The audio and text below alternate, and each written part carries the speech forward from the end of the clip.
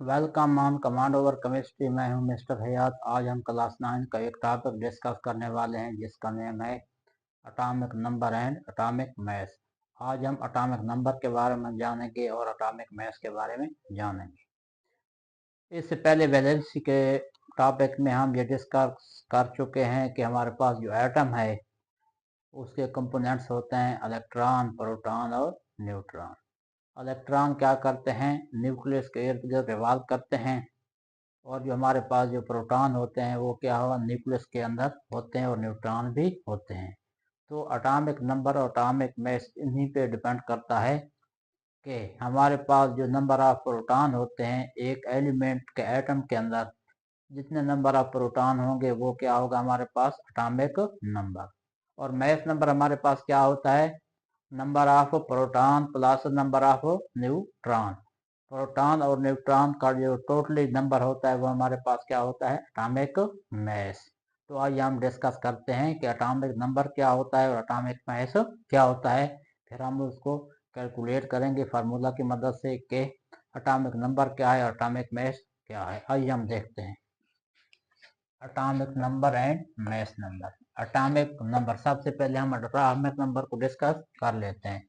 The number of protons present in the nucleus of atom.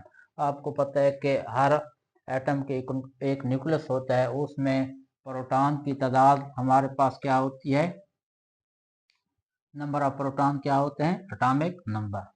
और इस number को represent करने के लिए हमें एक साइन की जरूरत होती है। It is represented by symbol Z. तो उस जो एटॉमिक नंबर को जी से रिप्रेजेंट किया जाता है। फिर है हमारे पास all the atoms of the elements same number of proton in nucleus so have same atomic number.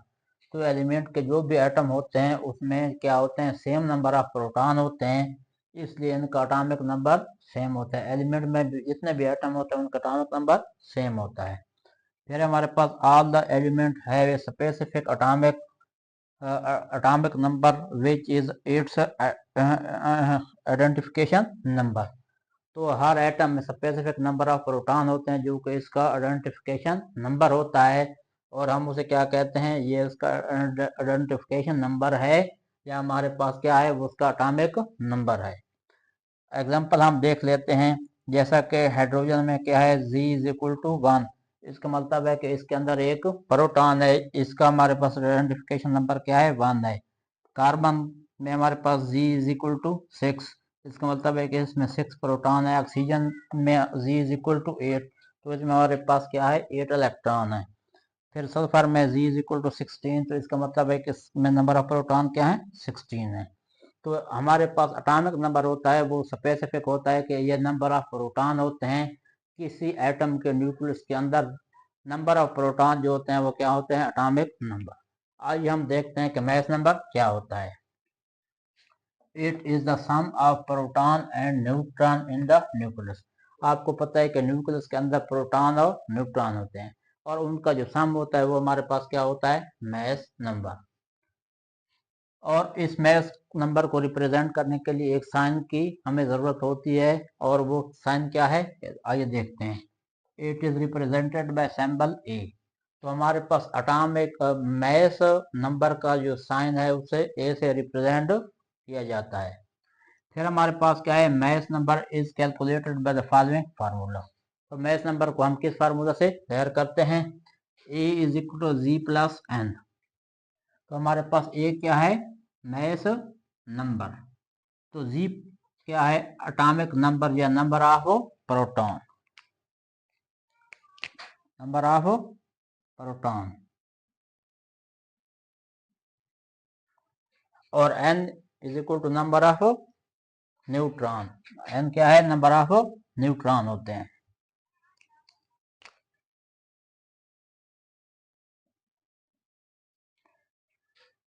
और फिर क्या है, each proton and neutron have 1 AMU मास। तो हमारे पास जो हर प्रोटॉन और न्यूट्रॉन होता है उसका मास क्या है, 1 AM, मतलब यूनिफाइड एटॉमिक मास। क्या होता है, 1 यूनिफाइड एटॉमिक मास। फिर हमारे पास इसकी एग्जांपल है, हम देखते हैं हमारे पास हाइड्रोजन है, इसमें Z इज इक्वल टू 1 मतलब है 1 प्रोटॉन है, और N इज इक्वल टू 0, इसमें कोई न्यूट्रॉन नहीं होता। तो ऊपर formula A is equal to Z plus N, Z की जगह हमने 1 पुट किया है और N की जगह 0, तो A इज इक्वल टू 1। इसका मतलब है कि इसका मास नंबर हाइड्रोजन का क्या है, 1 है। फिर हमारे पास क्या है, कार्बन है, Z is equal to 6, N is equal to 6। Z is equal to 6 का मतलब इसमें 6 प्रोटॉन है, N इज इक्वल टू 6 का मतलब इसमें 6 न्यूट्रॉन है। A is equal to Z plus N, Z मतलब एटॉमिक नंबर 6 हमने पुट किया है, फिर प्रोटॉन कितने हैं वो भी उनका नंबर क्या है 6, वो पुट किया है, A इज इक्वल टू 12। तो हमारे पास कार्बन का क्या है, मास नंबर क्या है 12 है, हाइड्रोजन का क्या है हमारे पास 1 है। तो इसी फार्मूला की मदद से हम क्या करते हैं, मास नंबर क्या करते हैं, कैलकुलेट करते हैं। तो इससे हम जो है ना एटॉमिक नंबर भी कैलकुलेट कर सकते हैं, जैसा कि ऊपर ये दिया गया है, ये वाला formula A is equal to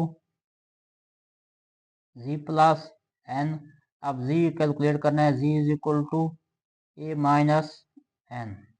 ठीक है, जब हम क्या करेंगे, मास नंबर से नंबर ऑफ प्रोटॉन को क्या करेंगे, माइनस करेंगे, तो हमारे पास क्या आ जाएगा, प्रोटॉन आएंगे, और वो क्या होता है उसका एटॉमिक नंबर।